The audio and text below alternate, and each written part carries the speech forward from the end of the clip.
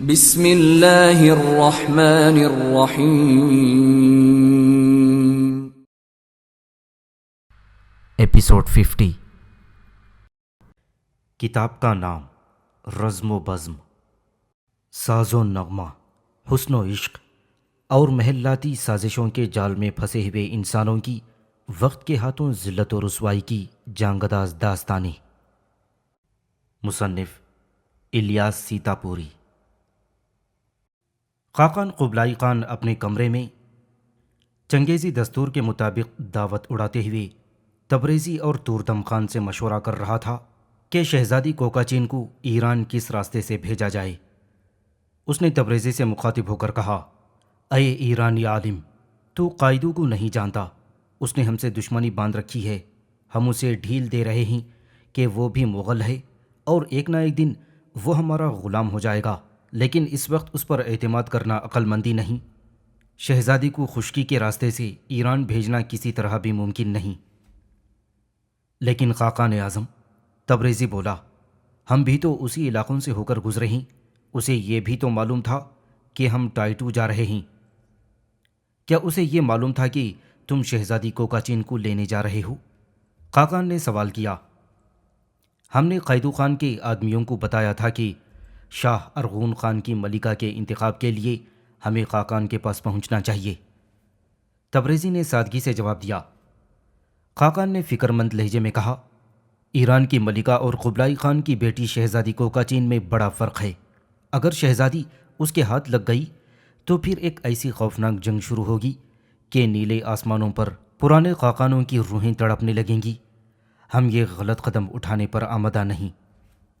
تبریزی نے شاید اس انداز سے اس مسئلے پر غور نہیں کیا تھا۔ یہ بات اہم تھی۔ بظاہر خاقان کا خدشہ درست معلوم ہوتا تھا، لیکن اس کے سوا اسے کوئی اور راستہ دکھائی نہ دیتا تھا۔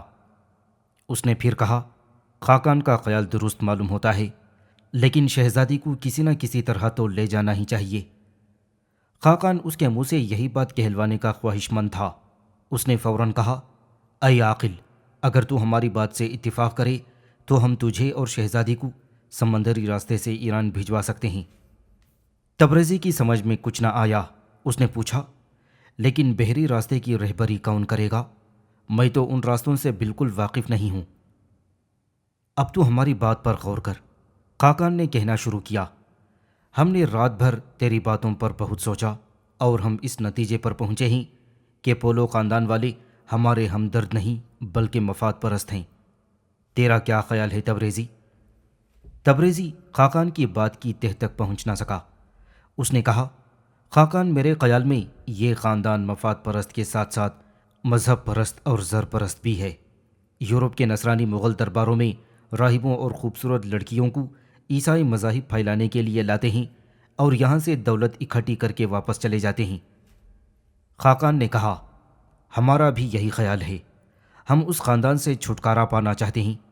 مارکو اور اس کے دوسرے ساتھی وینس واپس جانے کے خواہش مند ہیں۔ یہ لوگ سمندری راستوں سے اچھی طرح واقف ہیں۔ اگر تیری خواہش ہو تو ہم تجھے اور شہزادی کو ان کے ساتھ ایران بھجوا دیں۔ سعید تبریزی کی سمجھ میں اب آیا کہ خاقان مارکو پولو اور اس کے خاندان والوں کو برا بھلا کیوں کہہ رہا ہے۔ اس سے تو انکار نہ تھا کہ نصرانی سمندری راستوں سے ناواقف ہیں، لیکن وہ مارکو پولو کے ساتھ سفر کرنے کے لیے قطعی آمادہ نہ تھا۔ اس نے کہا، خاقان اعظم، یہ تو ٹھیک ہے، مگر جب تک شاہ ارغون خان سے میں اس کی اجازت حاصل نہ کر لوں میں کیا کہہ سکتا ہوں؟ اگر شاہ کو کوئی اعتراض نہ ہو تو شہزادی کو سمندری راستے سے بھیجنے میں کوئی حرج نہیں، لیکن ایران سے اجازت منگوانے میں تو کافی عرصہ لگ جائے گا۔ خاقان نے تشویش کا اظہار کیا۔ تبریزی نے کہا، خاقان کو ہر طرح کا اختیار ہے، لیکن اگر خاقان نے شہزادی کو بغیر ارغون خان کی منظوری کے بحری راستے سے بھیج دیا اور کوئی ایسی ویسی بات ہو گئی تو پھر اس کی پوری ذمہ داری خاقان پر آ جائے گی۔ میں خاقان کو کوئی ایسا مشورہ نہیں دے سکتا جس میں خاقان کی بدنامی کا ذرا سا بھی شائبہ ہو۔ یہ بات خاقان کی موٹی عقل میں نہ صرف فوراً آ گئی تھی بلکہ اس کے دل میں اتر گئی۔ اس نے کہا، تبریزی، تو ہمارے جیسے بڑے دربار میں رہنے کے قابل ہے۔ اچھا تو یوں کر کہ کسی کو فوراً ایران بھیج کر اجازت منگوا لے۔ سعید تبریزی بولا، یہ خدمت میں خود انجام دوں گا۔ کہیں تو ایران میں بیٹھ کر تو نہیں رہ جائے گا؟ خاقان نے ہنس کر کہا۔ سعید نے کہا، خاقان، میرے شاہ نے میرے سپرد ایک خدمت کی ہے، میں اسے پوری کر کے اس کے اعتماد کو بحال کرنا چاہتا ہوں۔ سعید تبریزی کو ایران جانے کی اجازت دے دی گئی، لیکن قبلائی خان کا خیال درست نکلا۔ شہزادی کوکاچین کے انتخاب کی خبر خان بالغ یعنی ٹائٹو سے نکل کر چین کی سرحدوں کو عبور کرتی خاقان دشت قائدو خان کے علاقے تک پہنچ چکی تھی۔ قائدو خان کو جب یہ معلوم ہوا تو وہ شمالی محاذ پر قبلائی خان کے سپہ سالار بایان کے مقابلے پر اپنا لشکر چھوڑ کر چند تیز رفتار دستوں کے ساتھ جنوب کی طرف چل پڑا۔ اسے یہ بھی بتایا گیا کہ شہزادی کوکاچین بہت جلد ایران کے لیے روانہ ہونے والی ہے۔ قائدو خان نے فیصلہ کر لیا کہ وہ شہزادی کوکاچین کو گرفتار کر کے قبلائی خان سے سودے بازی کرے گا۔ قائدو خان چنگیز خان کی طرح نڈر اور جنگجو تھا۔ قائدو خان کے دستے تمام ممکنہ شاہراہوں کے آس پاس کمین گاہوں میں پوشیدہ ہو گئی اور قائدو خان کو بے چینی سے شہزادی کوکاچین کی آمد کا انتظار تھا، لیکن قائدو کو اس وقت بڑی مایوسی ہوئی جب اسے اطلاع دی گئی کہ شہزادی کوکاچین کی روانگی اس وقت تک کے لیے ملتوی کر دی گئی ہے جب تک کہ ایران کے شاہ ارغون خان سے اجازت حاصل نہ کر لی جائے۔ یہ باتیں قائدو کے اس دستے کے سردار نے بتائیں جس نے سعید تبریزی کو گرفتار کر لیا تھا۔ قائدو نے تبریزی کو طلب کر کے اس سے مزید معلومات حاصل کی۔ سعید تبریزی کو جو کچھ معلوم تھا بے کم و کاست اس نے بیان کر دیا۔ تبریزی کا خیال تھا کہ قائدو اصل حالات سے آگاہ ہونے کے بعد اسے چھوڑ دے گا، لیکن قائدو نے اعلان کیا کہ جب تک شہزادی کوکاچین گرفتار نہیں ہوتی اس ایرانی سفیر کو قید میں رکھا جائے، لیکن آرام کے ساتھ۔ قائدو نے فوراً اپنا ایک سوار قبلائی خان کے دربار میں یہ پیغام دے کر بھیجا کہ شہزادی کوکاچین کو وہ اپنی اولاد سمجھتا ہے، اسے فوراً روانہ کر دیا جائے۔ قائدو خان کے دستے اسے ایران تک بحفاظت پہنچا دیں گے۔ اس پر قبلائی خان نے قائدو کے سوار کو تو یہ کہہ کر واپس کر دیا کہ شہزادی ہفتہ عشرہ میں روانہ ہو جائے گی، لیکن اس کا ماتھا ٹھنکا۔ اس نے سوچا کہ ضرور دال میں کالا ہے، سعید تبریزی پر ضرور کوئی افتاد آن پڑی ہے اور قائدو کا پیغام خطرے سے خالی نہیں۔ سامعین سے گزارش کی جاتی ہے کہ ہمارے دونوں چینلز کے پلیٹ فارم سے جتنی بھی آڈیو بکس کی ریکارڈنگ کمپلیٹ ہو چکی ہے اسے خود بھی سنیں اور زیادہ سے زیادہ شیئر کرنے کی کوشش کریں، اور ہمارے سوشل میڈیا پلیٹ فارم کے لنکس ڈسکرپشن میں دیے گئے ہیں۔ ہمیں سبسکرائب اور فالو ضرور کریں تاکہ آپ کو ضروری اپڈیٹس ملتے رہیں، اور ہماری ٹیم کی فنانشیل سپورٹ کے لیے پیٹریون کی لنک ضرور چیک کریں۔ جزاک اللہ۔ قبلائی خان نے شہزادی کوکاچین کو بری راستے سے بھیجنے کی غلطی نہ کی۔ وہ سعید تبریزی کا انتظار کرتا رہا جس کے متعلق قائدو خان نے کہلوایا تھا کہ شاہ ارغون خان کے سفیر کو حفاظت کے ساتھ ایرانی سرحد تک پہنچا دیا گیا ہے۔ حالانکہ سعید تبریزی ناکردہ غلطی کی سزا میں قائدو خان کی قید میں ایڑیاں رگڑ رہا تھا۔ قبلائی خان کو جب تک تبریزی کے آنے کی امید رہی اس وقت تک اسے شہزادی کی کوئی فکر نہ تھی، لیکن جب اس نے اندازہ لگایا کہ ایک تیز رفتار سوار کو خان بالغ سے ایران جانے آنے میں کتنا عرصہ درکار ہوتا ہے، اس سے کہیں زیادہ وقت گزر چکا ہے، تو قبلائی خان فکر مند ہوا۔ شہزادی کوکاچین پردہ دار نہ تھی اور نہ مغلوں میں اس کا رواج تھا۔ وہ اپنے محل سے دوسرے محلوں میں جاتی، باغ کی سیر کرتی، قبلائی خان کی بنائی ہوئی سبز پہاڑی پر دن بھر گھومتی رہتی۔ یہ پہاڑی کوکاچین کو بہت پسند تھی۔ ایران کی ہر چیز سبز تھی، اور جب شہزادی کو ہر طرف ہرا ہی ہرا دکھائی دیتا تو اس کا دل بھی خوشیوں سے ہرا ہو جاتا۔ مارکو پولو اور شہزادی کی کئی بار مٹ بھیڑ ہوئی، لیکن سرے راہی مارکو کو ہمت نہ پڑی کہ وہ شہزادی کو مخاطب کرے۔ شہزادی کا شاہی وقار مانے تھا، وہ کیوں ایک ادنا سرکاری غلام سے راہ چلتے ٹہر کر گفتگو کر سکتی تھی۔ مارکو اسے دیکھتا اور دل محسوس کر رہ جاتا۔ شہزادی کے بارے میں جب سے ملکہ ایران کا اعلان ہوا تھا اس کے حسن اور تمکینت میں پہلے سے کئی گنا اضافہ ہو چکا تھا۔ شہزادی جب بھی مارکو پولو کو دیکھتی ایک ہلکی مسکراہٹ کے ساتھ دوسری طرف منہ پھیر لیتی۔ مارکو کا دل سینے میں اچھلنے لگا، اور پھر ایک ایسا موقع آیا کہ مارکو پولو شہزادی کوکاچین کے بالکل قریب ہو گیا۔ قبلائی خان نے سانگا اور مارکو پولو کو تنہائی میں بلایا۔ دونوں حزب الحکم خاقان کے سامنے پہنچے۔ قبلائی خان بڑا فکر مند نظر آ رہا تھا۔ اس سے پہلے ان لوگوں نے قبلائی کو اتنا مزبہل کبھی نہ دیکھا تھا۔ قبلائی خان نے اپنی خوفناک خونی آنکھیں اوپر اٹھائیں، لیکن آنکھوں میں آج نہ خوف تھا نہ خون، صرف نیند انگڑائیاں لے رہی تھی۔ معلوم ہوتا تھا کہ قبلائی خان رات بھر نہیں سویا۔ قبلائی خان نہایت سخت دل انسان تھا۔ وہ اپنی چہیتی بیوی جاموئی خاتون کی موت پر بھی نہ رویا تھا۔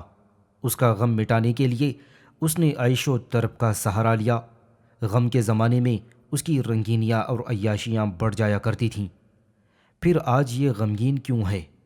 قبلائی خان نے کہا، سانگا تو ہمارا وزیر اور مارکو پولو ہمارا مشیر ہے۔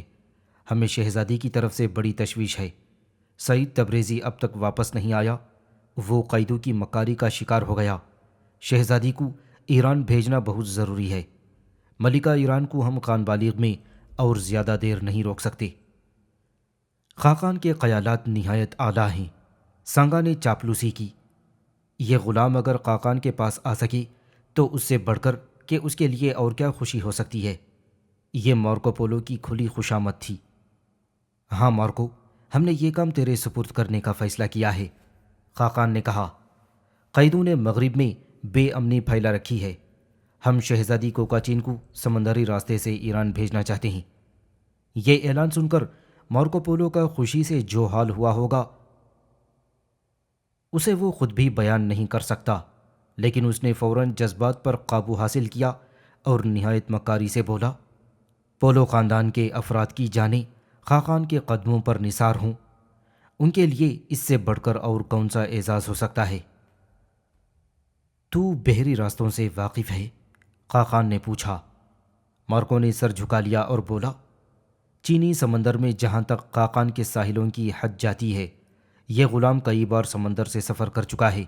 اس کے علاوہ میرے خاندان کے تمام لوگ مشرق و مغرب کے بحری راستوں سے پوری طرح باخبر ہیں، اور ایک سے زیادہ دفعہ ساحل روم سے ساحل چین تک کشتیوں کے سفر کر کے یہاں تک پہنچ چکے ہیں۔ خاقان نے سانگا کی طرف دیکھا اور پوچھا، اس میں تیرا منشا کیا ہے سانگا؟ ہم شہزادی کو پولو خاندان کے ساتھ ایران بھیج سکتے ہیں۔ سانگا کا دماغ بڑی تیزی سے کام کر رہا تھا۔ اس نے احمد کو قتل کرا کر مسلمانوں کا زور تو توڑ دیا تھا، لیکن پولو خاندان اب تک خاقان کے مزاج میں دخیل تھا۔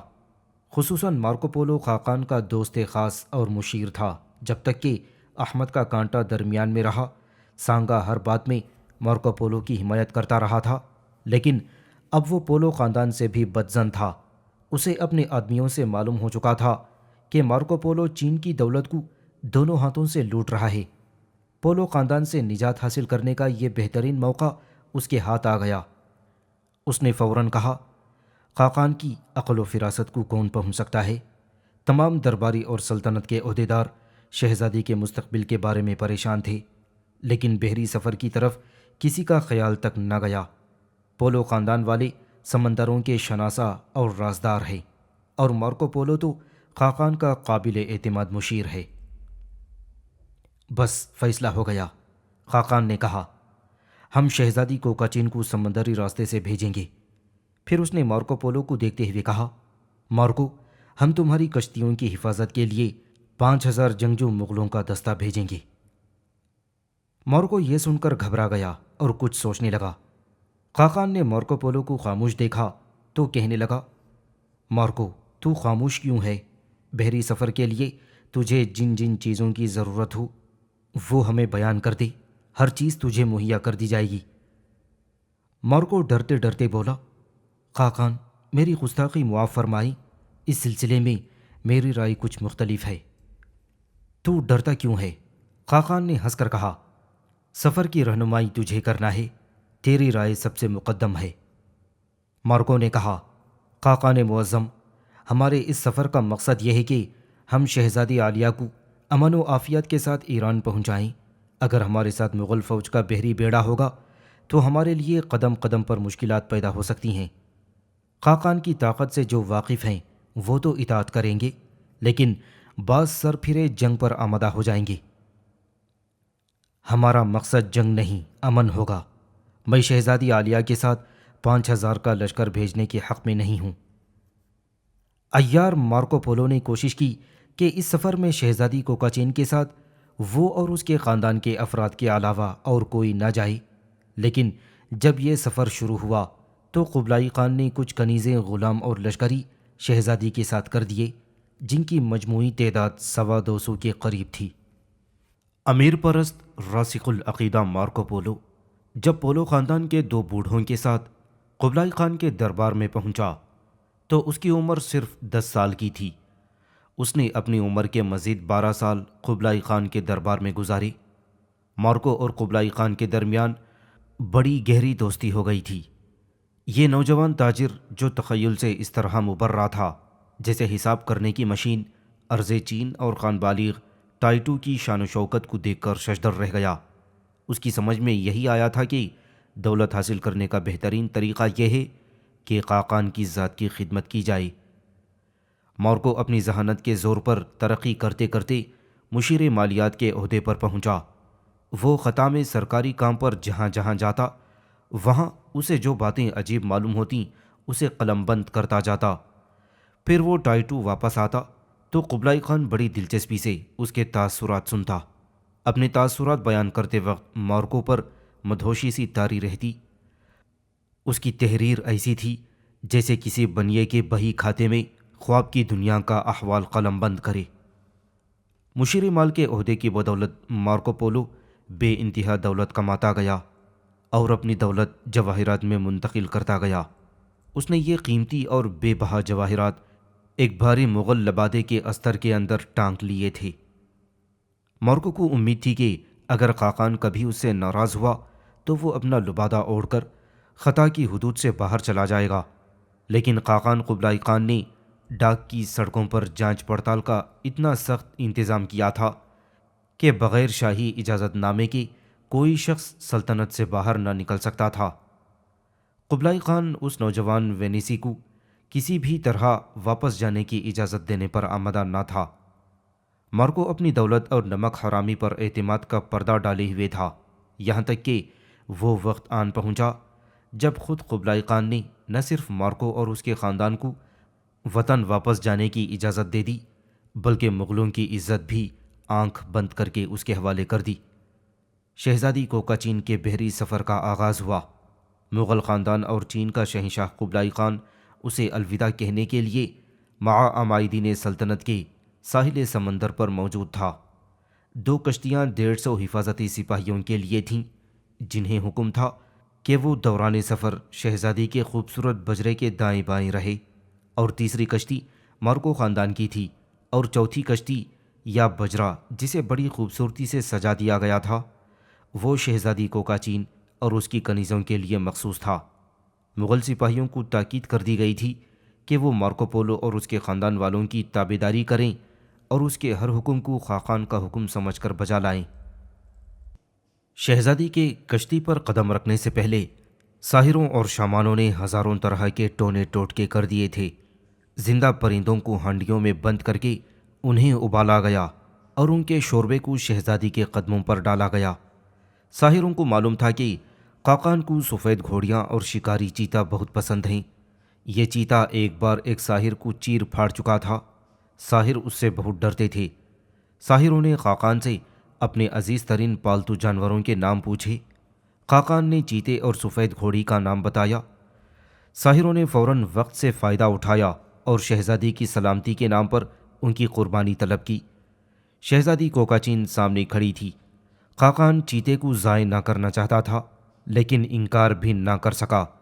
10 سفید گھوڑیاں اور چیتا فوراً ذبح کر دیا گیا۔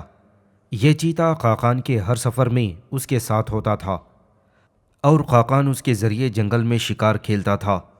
چیتے کے مارے جانے کا اسے بڑا افسوس تھا، لیکن شہزادی کو خوش کرنے کے لیے اس نے ایک خوفناک قہقہہ لگا کر اس کا غم جھٹک دیا۔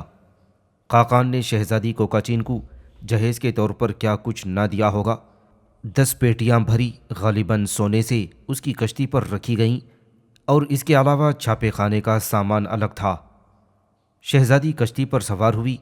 پولو خاندان کی کشتی آگے تھی جس پر وینس کے تاجروں کا جھنڈا لہرا رہا تھا۔ شہزادی کشتی میں کھڑی اس وقت تک آنسو بہاتی اور رومال کو لہراتی رہی جب تک کہ ساحل پر کھڑے لوگوں کے چہرے دھندلا نہ گئے۔ پھر وہ آہستہ قدم اٹھاتی کشتی میں آئی اور اپنے بستر پر لیٹ گئی جیسے تھکن سے چور ہو۔ کشتیاں سینۂ آب پر رواں دواں تھیں۔ طوفانی لہروں سے بچنے کے لیے مارکو پولو نے کشتیاں ساحل سے کچھ ہی دور رکھی تھیں تاکہ خطرے کی صورت میں ساحل پر آسانی سے پہنچا جا سکے۔ ایک ہفتے تک یہ کشتیاں اس کے ساحل کے قریب چلتی رہیں جہاں تک کہ قبلۂ خان کی عملداری تھی اور عوام پر مغلوں کا رعب چھایا ہوا تھا۔ لیکن جوں جوں کشتیاں جنوب کی طرف بڑھتی رہیں خاقان کا اثر کم ہوتا گیا۔ ان ساحلوں کے لوگ خاقان کو شہنشاہ تو سمجھتے تھے لیکن اس کی زیادہ پرواہ نہ کرتے تھے۔ مارکو پولو کو بھی احساس ہو گیا کہ اب وہ خاقان کی حدود بلکہ قبلۂ خان کے شکنجے سے ہمیشہ کے لیے نکل چکا ہے۔ ایک شام اس نے شہزادی کوکاچین کے دائیں بائیں حفاظتی کشتیوں کو حکم دیا کہ وہ آگے آگے چلیں۔ مغل سپاہیوں نے مارکو کا حکم ماننے سے انکار کر دیا۔ جھگڑا بڑھ گیا اور بات تو میں سے ہاتھا پائی تک پہنچ گئی۔ مارکو اپنی کشتی سے جست لگا کر سپاہیوں کی کشتی میں کود گیا۔ اس نے ایک سپاہی سے اس کی کمان چھین لی جو مارکو پولو کو مارنے پر تیار تھا۔ دوسرے سپاہیوں نے مارکو کو پکڑ لیا۔ شہزادی کو جھگڑے کی خبر ہوئی تو گھبرا کر کشتی میں بنے ہوئے اپنے کمرے سے نکل کر باہر آ گئی۔ کوکاچین کو دیکھ کر مغل سپاہی ٹھنڈے پڑ گئے۔ انہوں نے مارکو کو چھوڑ دیا۔ شہزادی نے محافظ سپاہیوں کے سردار اور مارکو پولو کو اپنی کشتی میں بلا لیا۔ اب مقدمہ شہزادی کے سامنے پیش ہوا۔ شہزادی نے لڑائی کا سبب پوچھا۔ مارکو پولو خاموش رہا لیکن مغل سردار نے شہزادی کو بتایا، خاقان نے ہمیں حکم دیا ہے کہ ہم آپ کی کشتی کے دائیں بائیں چلیں۔ یہ نصرانی غلام ہمیں حکم دے رہا ہے کہ ہم کشتی آگے لے جائیں۔ ہم اس کا حکم کیسے مان سکتے ہیں؟ شہزادی نے سوالیہ نظروں سے مارکو کو دیکھا۔ مارکو کو مغل سردار نے نصرانی غلام کہا تھا۔ اسے پہلے ہی تاؤ آ رہا تھا۔ اس نے کہا، شہزادی عالیہ، آپ انہیں بتائیے کہ خاقان کی حکومت کی حدود ختم ہو چکی ہے اور اب۔ مغل سردار نے اس کی بات کاٹ دی اور کڑک کر کہا، ہمارا خاقان دنیا کا خاقان ہے۔ وہ تمام دنیا کا مالک ہے۔ اس کی حد کہیں ختم نہیں ہوئی۔ یہ نصرانی خاقان کی توہین کر رہا ہے۔ شہزادی نے اشارے سے مغل سردار کو خاموش کر دیا۔ سردار خاموش ہوا تو مارکو نے کہا، شہزادی عالیہ، میرے بزرگ پولو خاندان والے دونوں بوڑھوں نے بتایا ہے کہ اس سمندر میں جگہ جگہ بحری قزاقوں کا خطرہ ہے۔ ہم کسی وقت بھی خطرے میں پڑ سکتے ہیں۔ اگر مسلح سپاہیوں کی کشتیاں آگے ہوں گی تو قزاقوں کو حملہ کرنے کی جرت نہ ہوگی۔ مارکو نے کسی خیال سے بھی کہا ہو، ممکن ہے کہ وہ شہزادی کو حفاظتی حلقے سے نکالنا چاہتا ہو، لیکن اس کی بات اتنی معقول تھی کہ شہزادی کو مارکو کی حمایت کرنا پڑی۔ شہزادی نے کہا، معزز سردار، مارکو پولو کا مقصد تم پر حکم چلانا نہیں بلکہ وہ تو یہ چاہتا ہے کہ ہماری حفاظت کے انتظام کو اور بہتر بنایا جائے تاکہ خطرے کے موقع پر تم سے مفید کام لیا جا سکے۔ لیکن یہ تو خاقان کے حکم کی خلاف ورزی ہوگی۔ سردار نے کہا، ہم خاقان کے حکم کو کیسے ٹال سکتے ہیں؟ مارکو پولو اور بپھر گیا۔ اس نے کہا، شہزادی کو پہنچانے کی ذمہ داری میرے سپرد کی گئی ہے۔ یہاں خاقان کے بجائے میرا حکم چلے گا۔ شہزادی کوکاچین نے دیکھا کہ بات بننے کے بجائے اور بگڑ رہی ہے۔ اس نے مغل سردار سے کہا، میں خاقان کی بیٹی شہزادی کوکاچین ہوں۔ حکم تم دونوں کے مطابق میرا چلے گا۔ میں حکم دیتی ہوں کہ حفاظتی کشتیاں آگے لے جائی جائیں۔ سردار کو پھر بھی پسو پیش ہوا۔ شہزادی نے جو حکم دیا یہ تو وہی حکم تھا جو مارکو پولو نے دیا تھا۔ پھر شہزادی نے سردار کو ہچکچاتے دیکھا تو وہ پھر کڑک کر بولی، مغل سردار، اگر تم میرا حکم نہیں مان سکتے تو اپنی کشتیاں واپس لے جاؤ۔ میں ایسے محافظوں کے ساتھ سفر نہیں کر سکتی جو میرا حکم نہ مانے۔ مغل سردار کو شہزادی کا حکم ماننا پڑا۔ وہ اپنی کشتی پر چلا گیا۔ دونوں حفاظتی کشتیاں آگے پہنچ گئیں۔ درمیان میں شہزادی کی کشتی اور مارکو پولو سب سے پیچھے تھا۔ یہ مارکو پولو کی مغل سپاہیوں پر پہلی فتح تھی۔ 4 گھنٹے بعد پھر سفر شروع ہوا۔ کشتیاں سمندر کا سینہ چیرنے لگیں۔ سفر کرتے ہوئے 1 مہینہ ہو چکا تھا۔ ایک دوپہر ساحل سمندر پر سفید آندھیاں سی اٹھتی دکھائی دیں۔ گرج کے سفید بگولے، ان بگولوں کے ذرات میں ابرق جیسے چمکتے ستارے جھلملا رہے تھے۔ مارکو پولو یہ سفید آندھی دیکھ کر بڑا پریشان ہوا۔ دوسرے لوگ بھی خوفزدہ ہو گئے۔ مارکو نے اپنے خاندان کے بوڑھوں سے پوچھا۔ انہوں نے بتایا، ڈرنے کی کوئی ضرورت نہیں، ان پہاڑوں میں چاندی کی بے شمار کانیں ہیں، یہاں کی مٹی میں چاندی کے ذرات موجود ہیں، بگولوں میں انہی کی چمک ہے۔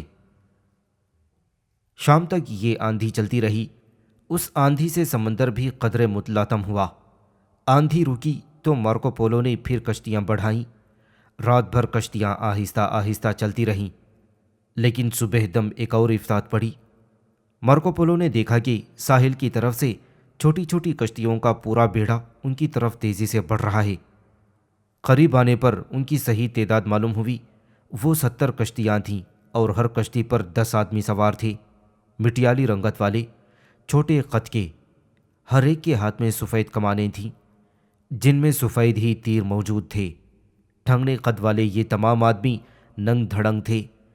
صرف آگے کی طرف کسی بٹیر کی کھال کے ٹکڑے یا چوڑے پتے لٹکے ہوئے تھے۔ ان کے سر پر پرندوں کے پروں جیسی گول ٹوپیاں تھیں۔ یہ پر ان کے کانوں میں بھی ٹھسے ہوئے تھے اور ان کی بھیانک شکلیں دیکھ کر خوف آتا تھا۔ مارکو پولو کے دماغ میں نامعلوم کیا آیا کہ اس نے محافظ دستے کے سپاہیوں کو تیر چلانے کا حکم دے دیا۔ سپاہی پہلے ہی کمانیں جوڑے کھڑے تھے۔ مغلوں کے تیروں کے پہلے وار میں 15-20 جنگلی تڑپ کر کشتیوں میں گر گئے۔ پھر ان کی کشتیاں تیزی سے پیچھے ہٹ گئیں۔ پولو خاندان کا ایک بوڑھا اندر سے نکل کر مارکو کے پاس آیا اور اپنی زبان میں اس سے کچھ کہا۔ مارکو نے اسے سخت جواب دیا۔ وہ بڑبڑاتا ہوا اندر چلا گیا۔ دوسرے بوڑھے نے بھی آ کر مارکو کو شاید سمجھانے کی کوشش کی، مگر مارکو پولو نے اسے بھی ڈانٹ کر بھگا دیا۔ شہزادی اور کنیزیں اپنی جگہ پر کھڑی ان کشتیوں کو پیچھے ہٹتا دیکھ کر خوش ہو رہی تھیں اور تالیاں بجا رہی تھیں، لیکن جنگلیوں کی کچھ کشتیاں دور جا کر ٹھہر گئیں اور پھر سب ایک جگہ اکٹھا ہوئیں، جیسے عورتیں سر جوڑ کر مشورہ کرتی ہیں۔ جنگلی بھی آپس میں صلاح مشورہ کرنے لگے۔ پھر وہ کشتیاں دودھ کی طرح پھٹ کر پھیل گئیں مغل کشتیوں کے چاروں طرف۔ مارکو پولو کو شاید اسی کا انتظار تھا۔ اس نے اپنی اور شہزادی کی کشتی کو پیچھے سمندر میں پہنچانے کا حکم دیا۔ محافظ کشتیوں کو کوئی حکم نہ دیا گیا، وہ جہاں کھڑی تھیں وہیں پیچھے کھڑی رہیں۔ مارکو اور شہزادی کی کشتی تو بہت دور سمندر میں پہنچ گئیں۔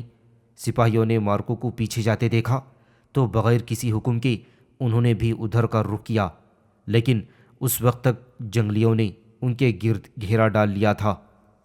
جنگلی چاروں طرف سے یلغار کر کے محافظ کشتیوں کی طرف تیزی سے بڑھ رہے تھے۔ ان کا گھیرا لحظہ بلحظہ تنگ ہوتا جا رہا تھا۔ آخر تنگ آمد بجنگ آمد، مغل مقابلے کے لیے تیار ہو گئے۔ اس دفعہ مغل سپاہیوں نے پہل نہ کی، وہ انتظار کرتے رہے۔ جنگلیوں کی کشتیاں ان سے کچھ فاصلے پر آ کر رک گئیں۔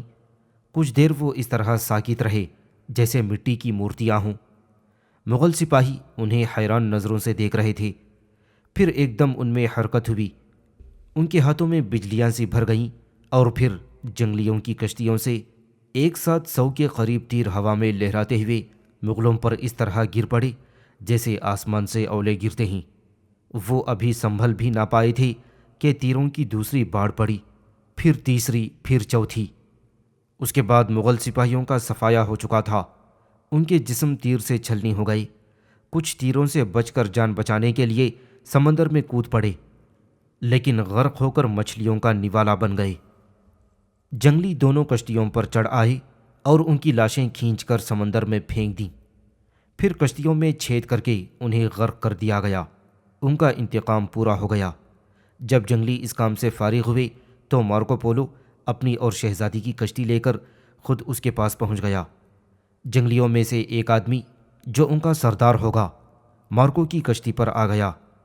مارکو کے ساتھ پولو خاندان کے دونوں بوڑھے موجود تھے۔ سردار نے جنگلی زبان میں کچھ کہا۔ مارکو یہ زبان نہ جانتا تھا۔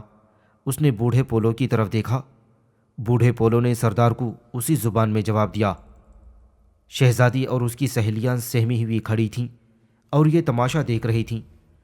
بوڑھے پولو اور سردار میں دیر تک گفتگو ہوتی رہی۔ پہلے تو جنگلی سردار کا لہجہ سخت معلوم ہوتا تھا، لیکن پھر وہ نرم پڑ گیا، اور پھر اتنا نرم ہوا کہ دونوں ہنس ہنس کر باتیں کرنے لگے۔ شہزادی کے چہرے پر بشاشت آ گئی۔ اس نے تشکر آمیز نظروں سے مارکو کی طرف دیکھا۔ مارکو پولو مسکرا رہا تھا۔ تمام کشتیاں آہستہ آہستہ ساحل کی طرف چل پڑیں۔ مارکو اور شہزادی کی کشتی ان کے درمیان تھی۔ سب ساحل پر پہنچ گئے۔ ساحل پر پہنچ کر تمام جنگلی سوائے ان کے سردار کے اپنی کشتیاں چھوڑ کر جنگل میں داخل ہو گئے۔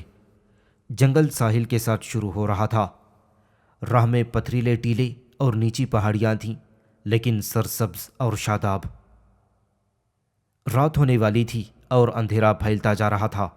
شہزادی، اس کی سہیلیاں اور پولو خاندان والے جنگلی سردار کی رہبری میں جنگل کے دشوار گزار راستے بڑی خاموشی سے طے کر رہے تھے۔ انہیں اپنی منزل کا پتہ نہ تھا۔ شاید بوڑھے پولو کو معلوم ہو۔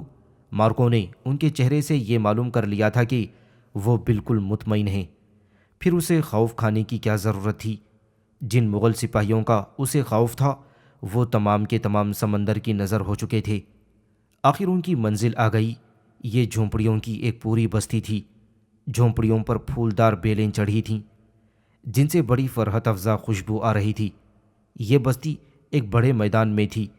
چاروں طرف پہاڑ اور جنگل تھے۔ اس بستی کے ایک طرف سے پہاڑی چشمہ گزر رہا تھا۔ ان جھونپڑیوں پر سکوت طاری تھا، گہرا سناٹا، قبرستان جیسا۔ ہر طرف خاموشی چھائی ہوئی تھی۔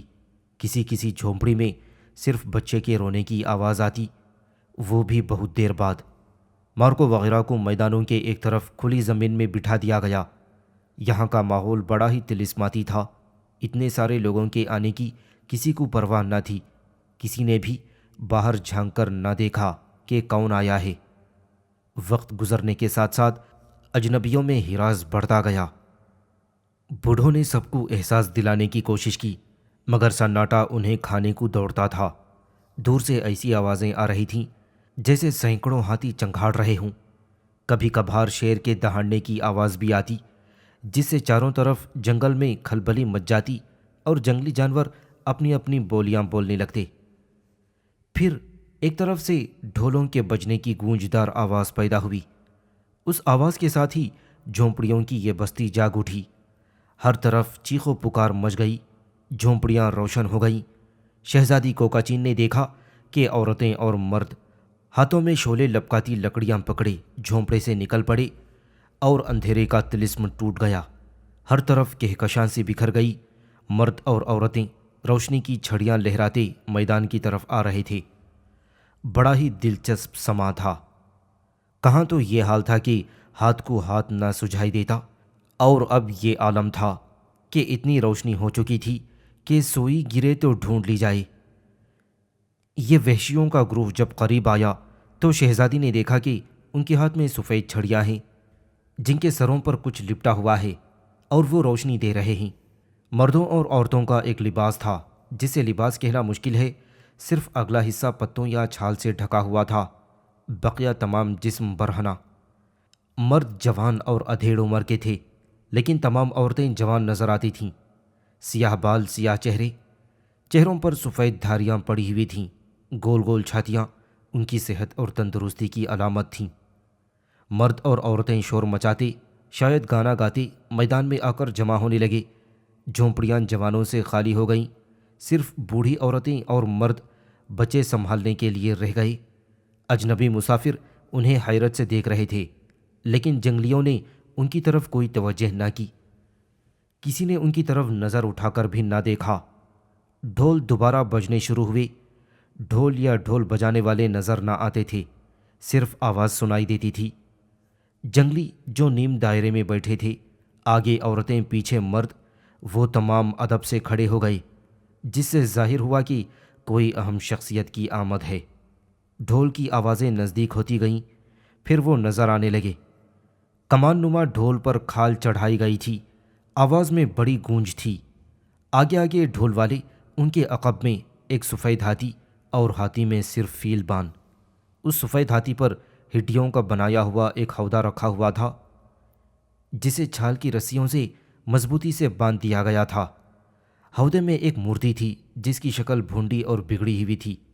زیادہ غور کیا جائے تو اس کی شباہت گوتم بدھ کے مجسمے سے ملتی جلتی معلوم ہوتی تھی۔ ہاتھی نیم دائرے کی دوسری طرف بٹھا دیا گیا۔ جنگلی مرد اور عورتیں رکوع تک جھک گئیں۔ ان میں سے 4 مرد ہاتھی کے سامنے آئے اور ہاتھی پر رکھی ہوئی مورتی کو سجدہ کیا۔ پھر انہوں نے فیلبان کے ہاتھ میں جلتی ہوئی بتی پر کوئی سفوف چھڑکا جس سے شعلے بھڑک اٹھے۔ پھر مرد اور عورتیں کچھ کہتے ہوئے سیدھے کھڑے ہو گئے۔ ڈھول بجانے والے اپنے ڈھول کے ساتھ سفید ہاتھی کو میدان میں پہنچا کر پہلے ہی واپس جا چکے تھے۔ ان کے ڈھولوں کی آواز پھر بلند ہوئی اور آہستہ آہستہ قریب آتی گئی۔ یہ دوسرے سفید ہاتھی کی آمد تھی۔ اس ہاتھی پر جنگل کی ملکہ سوار آ رہی تھی۔ ملکہ کا رنگ کالا تھا مگر چہرے کے نقش بڑے تیکھے، لمبی روشن آنکھیں، سیاہ گوندی ہوئی لٹیں، ہنستا چہرہ، موتی جیسے سفید دانت۔ وہ چاندی کے ٹیڑھے میڑے پتھروں سے بنائے ہوئے ہودے میں بڑی شان سے بیٹھی تھی۔ مورکو کو اندازہ ہو گیا کہ ملکہ کی اہمیت ان جنگلیوں کی نظر میں دیوتا یعنی مورتی سے بھی زیادہ ہے، جبھی تو وہ چاندی کے ہودے میں آئی ہے۔ پھر یہ ہاتھی پہلے ہاتھی کے برابر روکا گیا۔ ملکہ بغیر کسی کے سہارا لیے ہاتھی سے اتر پڑی۔ تمام مرد اور عورتیں سجدے میں گر گئیں۔ کچھ آدمیوں نے ہودے سے ایک بے ڈول سا مستطیل نما چاندی کا انتہائی وزنی تودا نکالا۔ یہ ملکہ کا تخت تھا۔ تخت ہاتھی کے آگے رکھ دیا گیا۔ ملکہ اس پر بیٹھ گئی۔ لباس سے ملکہ بھی آزاد تھی۔ سر پر کئی رنگ کے پروں کا تاج تھا۔ شعلوں کی روشنی میں ان کے مختلف رنگوں کی تفصیل معلوم کرنا مشکل تھا۔ ملکہ بیٹھ گئی۔ ڈھول کی آواز ایک بار پھر بلند ہوئی۔ شہزادی نے سوچا شاید اب بادشاہ کی سواری ہو، لیکن یہ ایک کالا ہاتھی تھا۔ ہاتھی پر وہی سردار بیٹھا تھا جس نے اس کی یہاں تک رہنمائی کی تھی۔ اس کا ہاتھی مورتی کی ہاتھی کے پیچھے روکا گیا۔ سردار ہاتھی سے اتر کر ملکہ کے قریب آیا۔ مجمع نے خم ہو کر اس کی تعظیم کی۔ سردار ملکہ کے قدموں میں جھک گیا۔ ملکہ نے مسکرا کر کچھ کہا۔ سردار سیدھا ہو کر ملکہ کے برابر کھڑا ہو گیا۔ سردار نے بلند آواز میں جنگلیوں کو حکم دیا۔ جنگلی مرد اور عورتیں جو تعظیم کے بعد زمین پر بیٹھ چکے تھے باری باری ملکہ کے پاس آنے لگے۔ وہ پہلے ملکہ کے ہاتھ چومتے، پھر پیروں میں گر کر انہیں بوسہ دیتے۔ شہزادی اور دوسرے لوگ اس چیز کو بڑی دلچسپی سے دیکھ رہے تھے، لیکن تعظیم و تکریم کے اس سلسلے میں کافی وقت گزر گیا۔ انہیں الجھن سی ہونے لگی۔ آخر تمام جنگلی تعظیم بجا لائے۔ اسی وقت سردار کی آواز پھر بلند ہوئی۔ بوڑھے پولو گھبرا کر کھڑے ہو گئے۔ سردار ان سے کچھ کہہ رہا تھا۔ سردار خاموش ہوا تو بوڑھے پولو نے مارکو اور شہزادی کو بتایا کہ سردار نے ہمیں ملکہ کی تعظیم کا حکم دیا ہے۔ یہاں بادشاہ نہیں ہوتا، ملکہ حکمرانی کرتی ہے۔ اس کی تعظیم کرنا ہر ایک کا فرض ہے۔ شہزادی کچھ گھبرائی۔ اس کے سامنے اب تک لوگ جھکتے رہے تھے۔ وہ کسی کے سامنے خم ہونے کا تصور بھی نہ کر سکتی تھی۔ مارکو نے اسے سمجھایا کہ جان بچانا ہے تو حکم کی تعمیل کرو۔ پہلے تمام کنیزیں ایک ایک کر کے ملکہ کے حضور پیش ہو کر تعظیم بجا لائیں، پھر پولو خاندان والے۔ مارکو پولو جس وقت ملکہ کے پیر چوم کر کھڑا ہوا تو ملکہ نے اسے بڑے پیارے انداز میں دیکھا۔ ملکہ نے کھڑے ہو کر مارکو کے سینے پر کئی بار زور زور سے ہاتھ مارا اور خوش ہو کر سردار سے کچھ کہا۔ شاید وہ مارکو کی وجاہت سے متاثر ہوئی تھی۔ شہزادی کوکاچین ملکہ کے پاس تعظیم کے لیے پہنچی تو ملکہ اسے دیکھ کر خود ہی کھڑی ہو گئی۔ پھر ملکہ نے اپنے کالے ہاتھ آگے بڑھا دیے۔ شہزادی کو گھن آنے لگی، مگر اسے ان ہاتھوں کو جنہیں سینکڑوں مرد اور عورتیں چوم کر غلیظ کر چکے تھے مجبوراً بوسہ دینا پڑا۔ ہاتھ چومنے کے بعد شہزادی نے پیر چومنے کے لیے جھکنا چاہا، لیکن ملکہ نے اس کے دونوں ہاتھ پکڑ کر اپنے سینے سے چمٹا لیا۔ جوانی جوانی سے لپٹ گئی۔ ملکہ کا سینہ چولی سے آزاد، شہزادی کی کامدار چولی اس کے شباب کی بلندیوں کو روکے ہوئے تھی۔ پھر ملکہ کو شہزادی کے کپڑوں سے الجھن ہوئی۔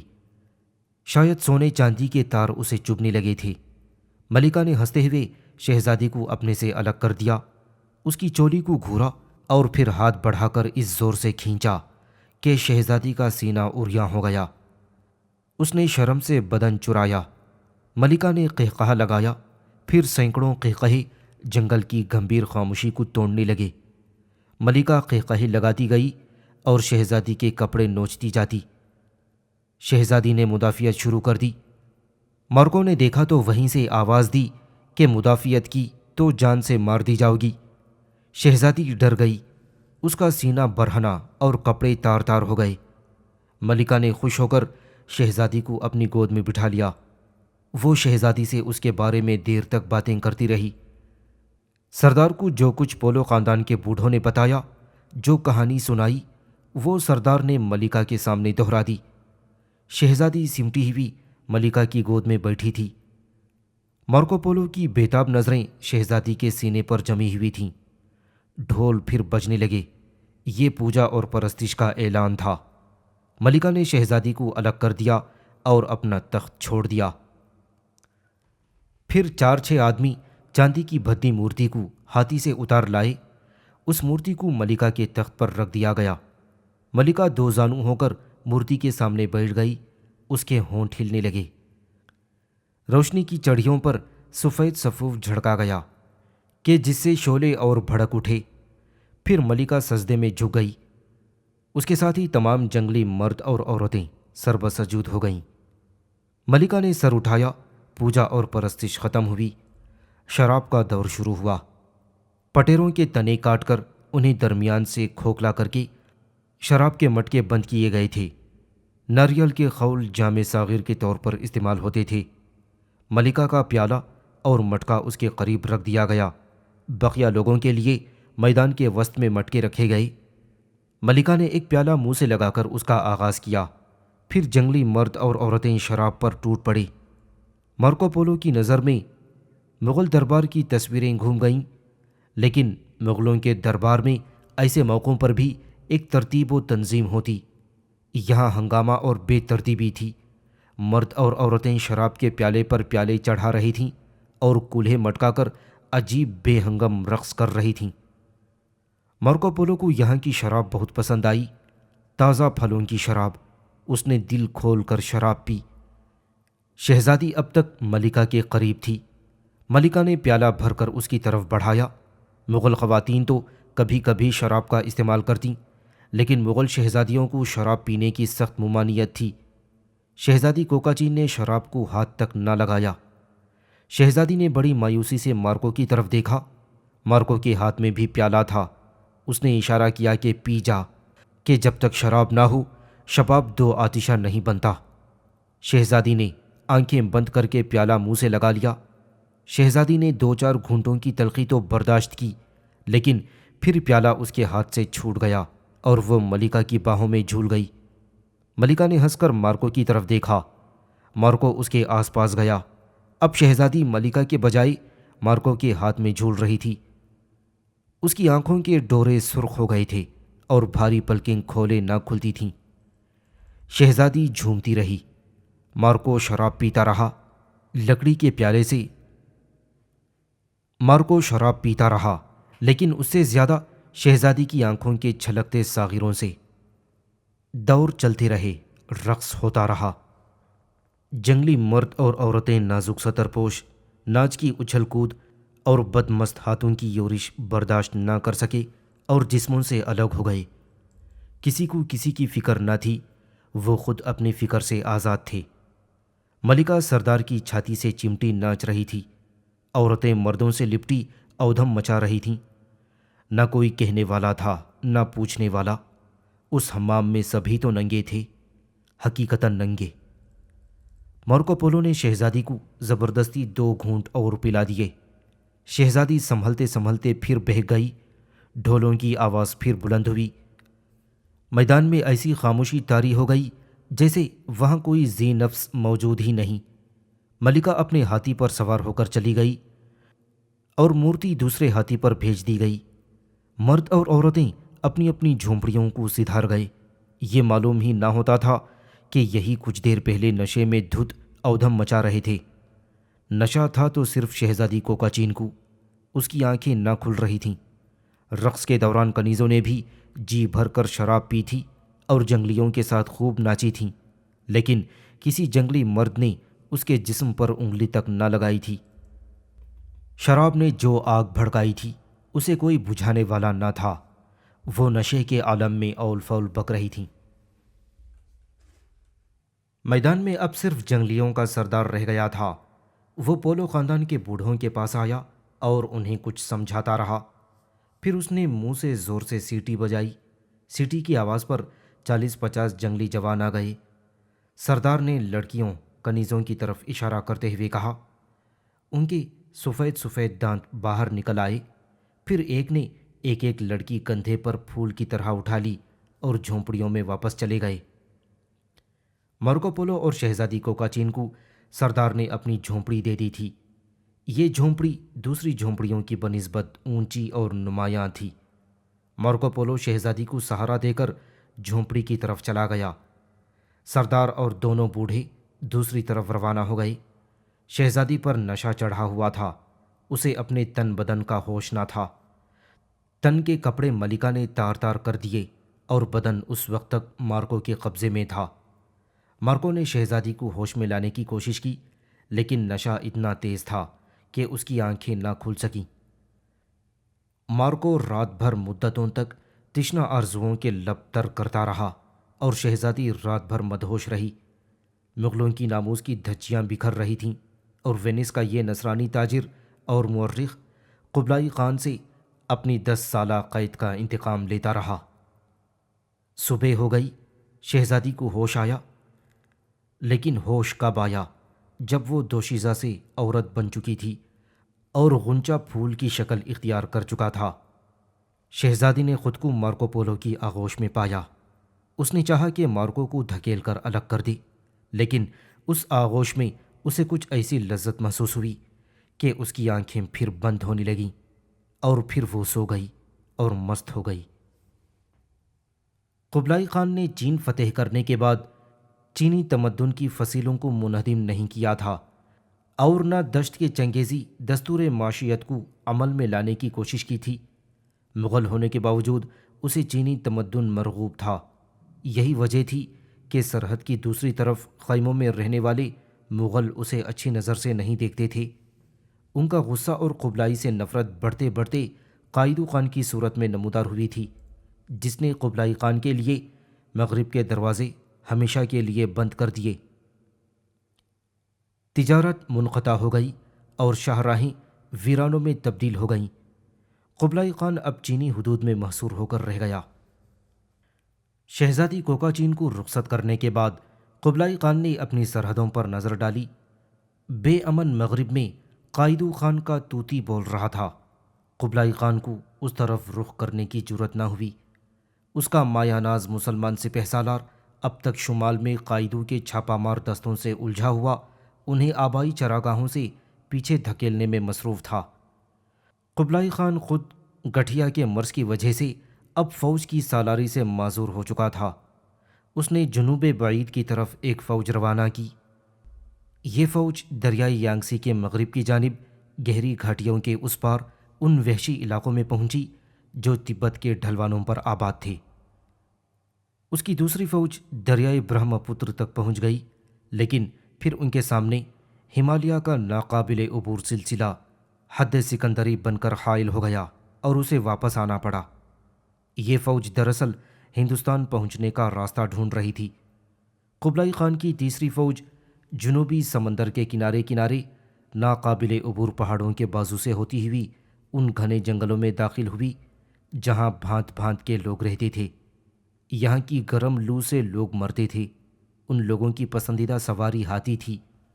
قبلائی خان کو پہلی بار اطلاع ملی کہ اس کی فوجوں کو شکست ہوئی ہے اور یہ فوجیں یونان یعنی برما میں گھس گئی تھیں، لیکن یہاں بیماری اور خراب آب و ہوا کی وجہ سے ان کی صحتیں گر گئیں اور اگلی فصل میں ان فوجوں کو یونان والوں نے نکال باہر کیا۔ پھر انہوں نے مین یعنی شاہ برما کی ہاتھی سوار فوج کو آتشین تیروں سے شکست تو دے دی تھی، لیکن ایسی استوائی آب و ہوا میں ان کے لیے زندہ رہنا مشکل ہو چکا تھا۔ دوسری طرف ٹینگونگ کے جنگلی باسی جنگلوں میں چھپ کر زہریلے تیروں سے مغل فوج کو پریشان کرتے رہے، یہاں تک کہ انہیں شکست کھا کر لوٹنا پڑا۔ قبلائی کے دو چہیتے سردار اس جنگ کی نظر ہو گئے۔ قبلائی ضد سے باز نہ آیا۔ اس نے نئی فوج بھرتی کر کے بھیجی جو 17 لڑائیوں کے بعد بھی اس علاقے پر قبضہ نہ کر سکی، لیکن ٹینگینگ کے سرداروں نے باہمی مشورہ کر کے رسمی طور پر خاقان کی اطاعت قبول کر لی اور ایک خالص سونے کا مجسمہ ٹائٹو بھیجوا دیا۔ اس محاذ سے واپس آنے والے مغلوں نے بتایا کہ ٹینگینگ کے علاقے میں سونے چاندی کے مینار تھے۔ غالباً یہ وہی علاقہ ہے جس کے ساحل سے شہزادی کوکاچین گزری تھی اور اس نے کچھ دن جنگلیوں کے ساتھ گزارے تھے۔ قبلائی خان نے جنوب میں جاوا اور شمال میں نیپون یا جیہپینکو یا جاپان پر بحری بیڑوں سے حملہ کر دیا تھا، مگر وہ ناکام رہا۔ ان تمام یورشوں کا صرف اتنا نتیجہ نکلا کہ قبلائی خان اپنے آپ کو کوریا، تبت، لیاؤ، ملایا، سماٹرا، یونان، ٹینگنگ، ٹائی سیام اور پیگو کا شہنشاہ کہہ سکتا تھا، لیکن مغل اتنی جانیں تلف کرنے کے بعد نہ تو استوائی خطوں میں آباد ہو سکے اور نہ ان ملکوں میں سوائے برائے نام خراج وصول کرنے کے اور کچھ مل سکا تھا۔ جاپان پر تو قبلائی خان نے 20,000 مغل اور 40,000 چینی اور کوریائی فوجوں سے حملہ کر دیا تھا، لیکن ان میں سے ایک بھی زندہ نہ بچا۔ 1293 عیسوی میں ٹائٹو یعنی خان بالیغ کے باشندے ایک منحوس شگون کی وجہ سے پریشان ہو گئے۔ یہ سورج گرہن تھا۔ چینی نجومیوں نے قبلائی خان کو صلاح دی کہ آسمان کو خوش کرنے کے لیے وہ اپنے اعمال کا جائزہ لے۔ اسی سال کے 10ویں مہینے میں ایک دمدار ستارہ نمودار ہوا جسے دیکھ کر لوگ ڈر گئے۔ قبلائی خان کو شہزادی کوکاچین کے ایران پہنچنے کی اب تک خبر نہ ملی تھی، حالانکہ انہیں روانہ ہوئے یہ دوسرا سال تھا۔ قبلائی خان نے بایان کو شمال سے طلب کیا تاکہ اس کا دل بہل سکے۔ قبلائی خان ٹائٹو کے اندرونی صحن میں اپنے کمرے میں بیمار اور صاحب فراش تھا۔ اب وہ اس قابل نہ تھا کہ سبز پہاڑی کی سیر کر سکے یا اپنے 4 ہاتھیوں پر سوار ہو کر شکار کو جا سکے۔ بایاں مغلوں کا عظیم مسلمان سپہ سالار نئی سڑکوں سے ہوتا ہوا نئے شہر خان بالیغ کے دروازوں پر اپنے گھوڑے سے اترا۔ بایان جس میں اب بوجہ ضعیفی نئی فتوحات کی سکت نہ رہی تھی، وہ قبلائی خان کے حضور حاضر ہوا۔ قبلائی خان بارادری میں لیٹا ہوا تھا اور گردن گھما کر سبز پہاڑی پر لہراتے صنوبر کے درختوں کو دیکھ رہا تھا، اور بایان نے اس بارادری میں کھڑے کھڑے دیکھا کہ دیوار کے بعد دیوار اٹھتی چلی گئی ہے۔ ان دیواروں کے اندر یہ بوڑھا شہنشاہ بند تھا، قید تھا۔ وہ قبلائی خان جو دشت کی کھلی ہوا میں پیدا ہوا تھا اور انہی فضاؤں میں بڑھ کر جوان ہوا تھا۔ قبلائی خان میں دشت کی خوبو باقی نہ رہی تھی۔ بایان کے اصرار پر اس نے چنگ خم کے بیٹے تیمور خان کے باقاعدہ ولی عہد ہونے کا اعلان کر دیا تھا۔ قبلائی خان کا انتقال 1294 عیسوی میں ہوا۔ اس نے 80 سال کی عمر پائی اور 35 سال سے زیادہ حکومت کی۔ اس کی قبر ٹائٹو میں نہیں بنائی گئی، بلکہ اس کی وصیت کے مطابق اس کی لاش برقان خالدون کے نیچے اس وادی میں پہنچا دی گئی جہاں کیردلان ندی بہتی ہے، اور چنگیز خان کی قبر کے اطراف اس کے خاندان والوں کی قبریں تھیں۔ شہزادی کوکاچین اب تک راستے میں تھی۔ اس کا بحری سفر ختم ہونے کو نہ آتا تھا، یا پھر اسے جان بوجھ کر طول دیا جا رہا تھا۔ چاندی کی کانوں اور چاندی کے سفید ذرات سے اٹے ہوئے اس جنگلی علاقے کی ملکہ ایلی کیچی کا خاندان کئی صدیوں سے یہاں حکمران تھا۔ خاندان کی سرداری اور بادشاہت ہمیشہ عورت کے ہاتھ میں رہتی تھی۔ ملکہ مرتی تو اس کی بڑی بیٹی نئی ملکہ بن جاتی، لیکن کسی کو یہ خیال تک نہ آتا اور نہ کوئی پوچھ سکتا کہ اس ملکہ کا باپ یا شوہر کون ہے۔ اس خاندان میں باقاعدہ شادی کا کوئی رواج نہیں تھا۔ ملکہ کا وزیر یا سردار ملک کے نظم و نسق کا مالک ہوتا، مگر حکم ملکہ کا چلتا۔ یہی سردار عام طور پر نئی ملکہ کا باپ ہوتا۔ وہ ہر دم ملکہ کے ساتھ رہتا، ملکہ کے خیمے میں رہتا۔ اس کا ایک الگ خیمہ بھی ہوتا جہاں وہ اس شب سوتا جس رات ملکہ کسی اور مرد کو اپنے خیمے میں سونے کی دعوت دیتی۔ سال کے سال بڑی پوجا کے دن خاندان کی تمام کنواری لڑکیاں چاندی کے بھدے بت کے سامنے رقص کرتیں۔ ان کے ساتھ ساتھ جوان لڑکے بھی شامل ہو جاتے۔ پھر وہ جس کا ہاتھ پکڑتے وہی اس کی بیوی بن جاتی، اور اس لڑکی سے جتنی اولادیں ہوتیں وہ اسی کی کہلاتیں۔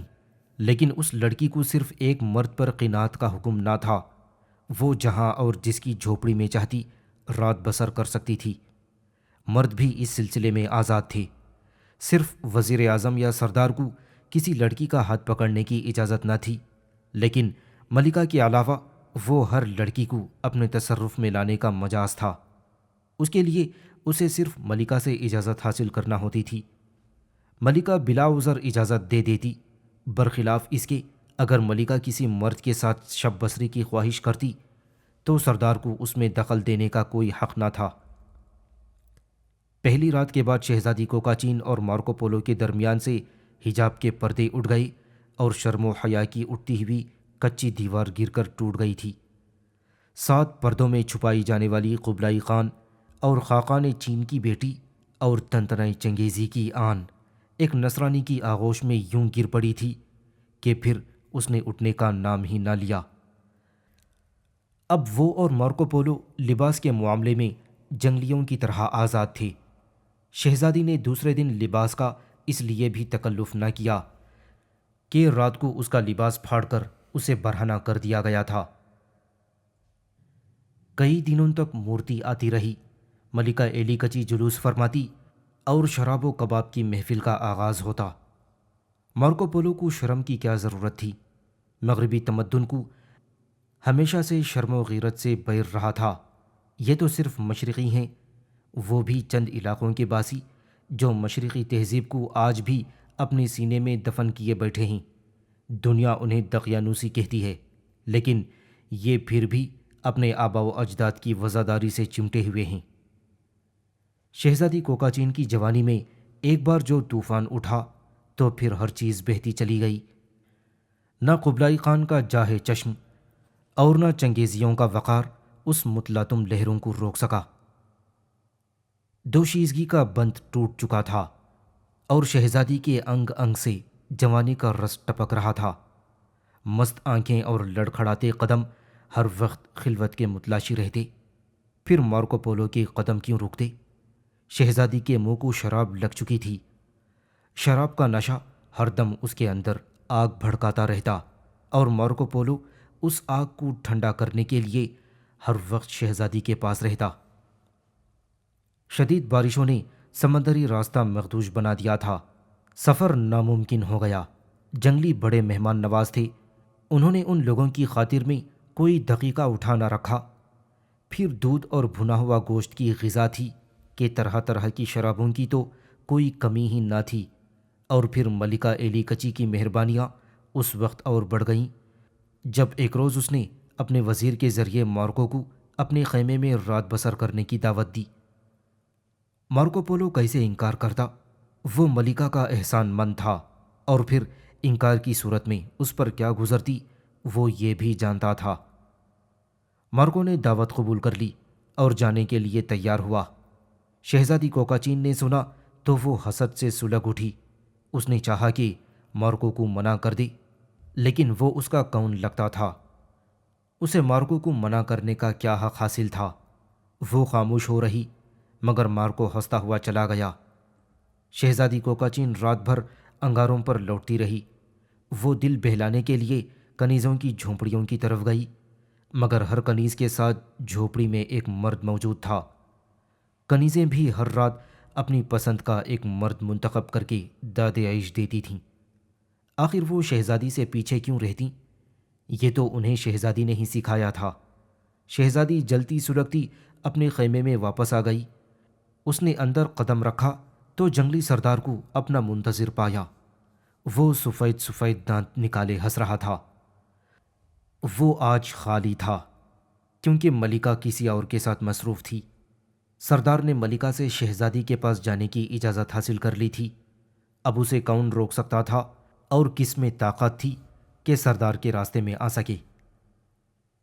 4 سال قبل جب قبلائی خان نے اس علاقے پر یورش کی تھی تو ان جنگلی باشندوں نے اس کی سخت مدافعت کی تھی، لیکن قبلائی خان کے طوفانی ریلے کو یہ روک نہیں سکے تھے اور شکست کھا کر قبلائی خان کے سامنے سرنگوں ہو گئے۔ قبلائی خان کو ان پر سخت غصہ تھا۔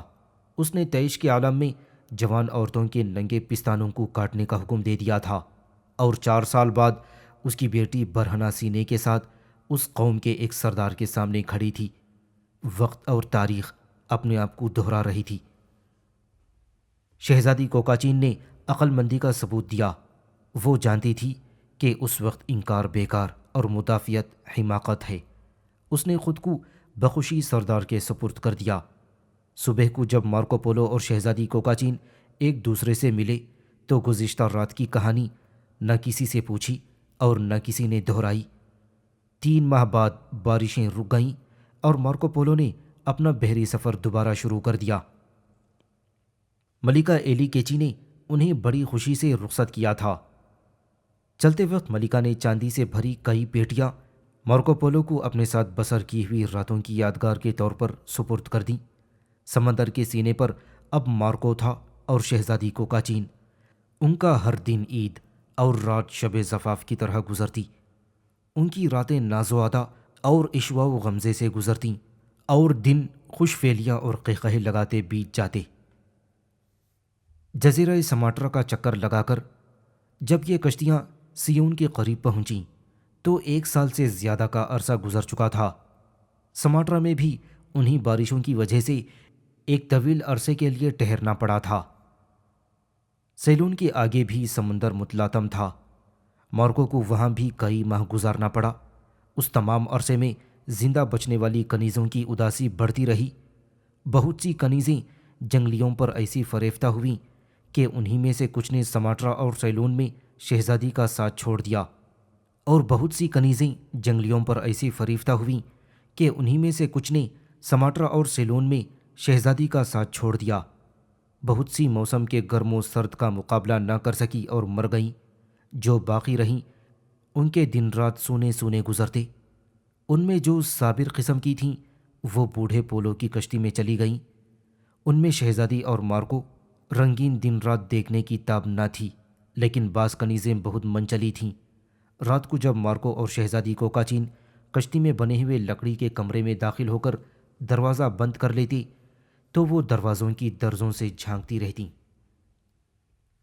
آخر مارکو پولو کو کنیزوں پر رحم آ گیا۔ وہ ان کی حق تلفی نہ کرنا چاہتا تھا۔ اس کے خیال میں اس وقت ایشیا میں 2 خاقان تھے، ایک قائدو خان خاقان دشت اور دوسرا قبلائی خان خاقان چین۔ مارکو پولو نے ایک تیسرے خاقان کا روپ دھارا اور وہ خاقان بحر یعنی سمندر کا خاقان بن گیا۔ اس نے بڑی دیدہ دلیری سے قبلائی خان کی خوابگاہ کی ریت جاری کی۔ وہ قبلائی خان کی طرح ہر روز 6 کنیزوں کا انتخاب کرتا، 3 کنیزیں دن کے واسطے اور 3 رات کے لیے۔ اس نے اپنے شب و روز قبلائی خان کی طرح گزارنے شروع کر دیے۔ اسے ڈر کس کا تھا؟ شہزادی کوکاچین کبھی شکوہ کرتی تو وہ کہتا کہ وہ تو اس کے باپ قبلائی خان کی رسم کو زندہ کر رہا ہے۔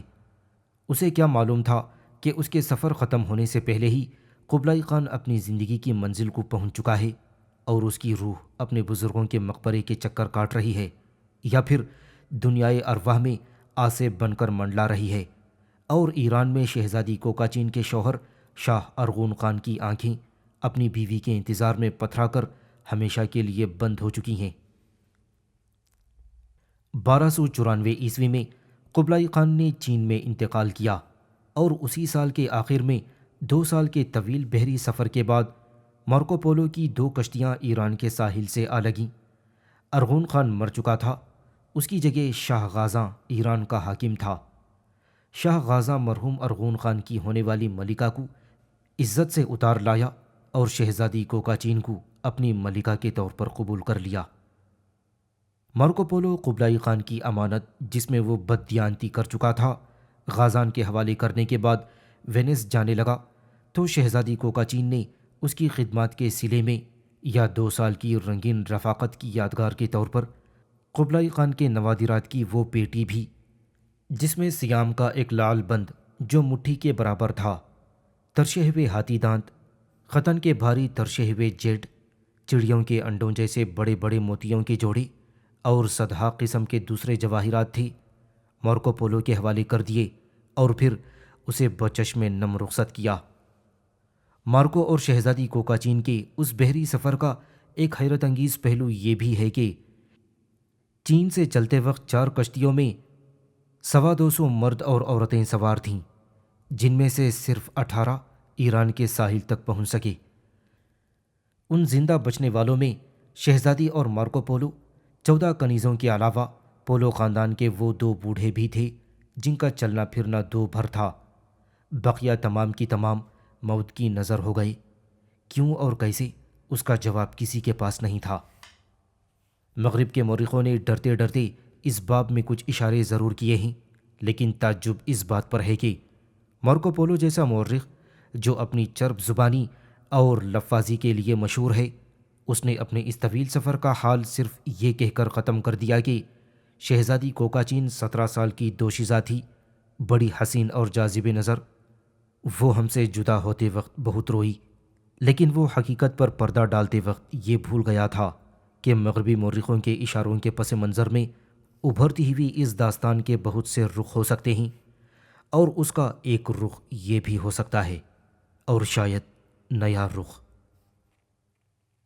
ختم شد۔